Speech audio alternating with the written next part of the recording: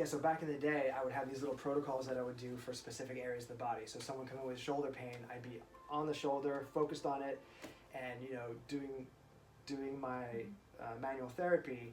And a lot of times it would be frustrating because I would correct range of motion, maybe gain like 20 degrees. Then they come back the next time and it's stuck again. And it was like, well, what am I missing? And I think in retrospect, a lot of the central joint stuff, I wasn't clearing the spine in relationship to the shoulder, and I wasn't understanding, how to suss out whether it's a joint problem versus a trigger point problem versus a tender point problem. So what tissue is the pain generator, and then delivering the treatment to that, and it might not be where they're experiencing the pain, because a lot of times the pain will kind of lead you on these wild goose chases, and unless you understand that you need to regulate the innervation of the joint, which is regulated through the spinal cord, that's a great place to start. And when I started doing that, I started noticing strength gains, tension. A lot of times the shoulder would resolve without me even treating the shoulder. So there are flavors of shoulder dysfunction that are spinal and rib generated, and then you have stuff that's multi-layered, and those are the ones where you peel the layers off. It's like the layers of the onion kind of analogy. You peel the layers of the onion, and it's like, okay, they're able to sleep better. Oh, they're able to reach up into a cabinet now, and you start to see this slow, gradual improvement. Right.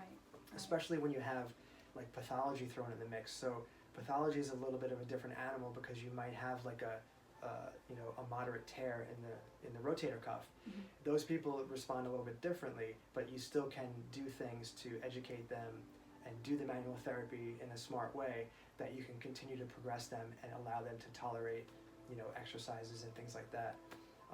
And a lot of those people can avoid surgery as long as their function is there. Yeah. So. Yeah. I love the analogy of peeling the onion back, because a lot of your clients, they come in and they're flared up, but then when you solve the problem, they come back for tune-ups. Yes. And yeah, a lot of people, if you could get them to understand that our bodies are like our cars, right? They need an oil change every now and then. They need some little checkups just to make sure everything's running properly.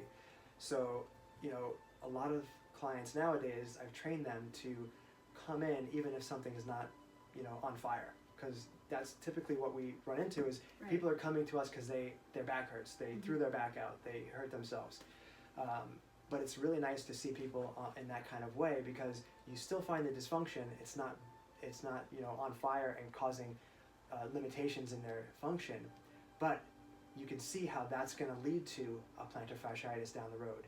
That's going to lead to something down the road. So if you find the patterns with understanding how to screen the body quickly, you could correct it, and then you know that when they go to their sport of choice or when they're the weekend warrior, they're not going to tear a hamstring, right? So all these things, latent issues, we can rapidly identify and normalize. So then it becomes a form of preventative medicine. And I would really like to see more preventative musculoskeletal care, because then it's going to save us a lot more trying to help people when they're in crisis mode. Right. Because you have somebody who's in crisis mode who can't even walk because of their back pain, and I've been there myself, so I know how that is. Crawling on the floor. I know. It's like you don't even want to touch them. I mean, being an LMT, you're like, oh my gosh, can you even get on the table? Exactly. And sometimes you try to treat them and they get worse from laying on the table.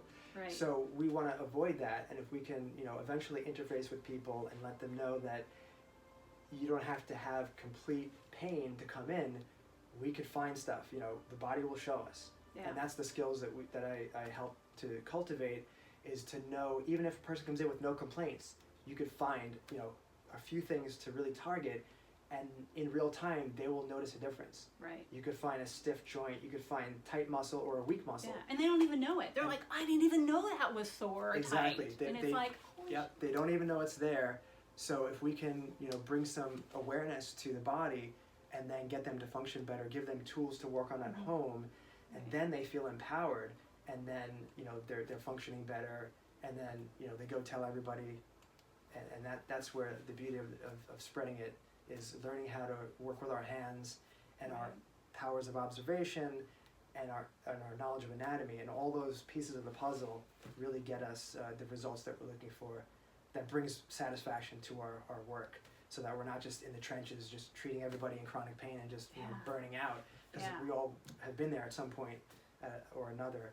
So it's about really reigniting your passion for why did you get into this work in the first place, Right. and like giving patients hope, and you know, really getting them to a place of better function, however that looks like for them. And that's a better outlook on their whole life. If their bodies are feeling better, I mean, they're gonna feel better emotionally, physically, and spiritually. And just interacting with people in general. I mean, our whole world would be better if we all did, you know, strain counter strain work. Yeah, or if we understood the impact of how body work and manual therapy can really improve physiology. So there's a lot of studies in mechanotransduction, which is a fancy term, but it basically talks about tensions within cell membranes will actually alter the physiology of the cell. So when you take away tension patterns in the body, you are actually improving physiology. And that goes back to osteopathy, and the concept of structure and function are intimately connected. So when you interface with the structure of the body, it's going to improve the physiology at a cellular level. It's pretty cool. That's mind-blowing. It's mind-blowing. So this can really help the body to function at a higher level in a lot of different ways. And I've seen some really cool things happen, even from improving people's blood work and things like that, just from doing body work. Wow. So. Oh my gosh. It's next level. That's why we call it manual medicine. It is a form of medicine that helps to the body to self-regulate and heal on a deep level.